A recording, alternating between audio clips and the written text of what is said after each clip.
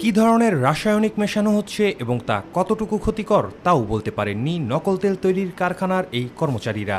অথচ দিনে শত শত বোতলে ভরার পর এসব নকল তেল চলে যেত দেশের বিভিন্ন প্রান্তে।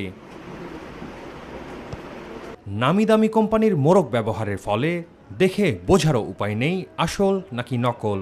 নকল এই তেল কিনে একদিকে যেমন ঠকতেন ক্রেতারা, অন্যদিকে ঝুঁকিতে পড়তেন চর্মরোগের।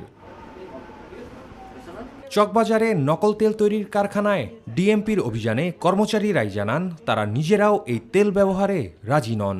এই পণ্যগুলো এখান থেকে আমি কিনেছি, আপনি কি আপনার মায়ের মাথায় কি তেলটা দিবেন? আমরা কেউ দিব? আপনি কি বলেন? না, এখন বুঝতে পারছি যে 2 নম্বর, কিন্তু আগে বুঝতাম না। মালিকের তো আঙ্গুর বলেও নাই যে 2 নম্বর। আমার আজকে একটা লেবার আইনে দিয়ে গেছে এখানে, আগে জানা ছিল না।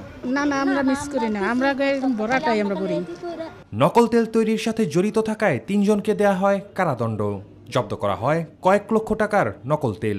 এছাড়া পলাতক মালিক মামুনের বিরুদ্ধে নিয়মিত মামলা করার কথা জানান এক্সিকিউটিভ ম্যাজিস্ট্রেট। 3 জনকে আসামি হিসেবে পেয়েছি। আপনারা জানেন যে আমরা মালিককে পাইনি, এই জন্য মালিকের বিরুদ্ধে নিয়মিত মামলা করার আমরা ব্যবস্থা করব।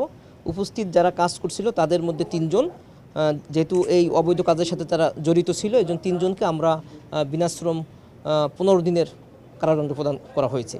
এ ধরনের নকল তেল তৈরির কারখানা আরও রয়েছে যা খুঁজে বের করার চেষ্টা চলছে বলে জানান এক্সিকিউটিভ ম্যাজিস্ট্রেট। আমরা এই সবগুলোকে আইনের আওতায় নিয়ে আসবো। ড্যানি ত্রং, মাই টিভি, ঢাকা।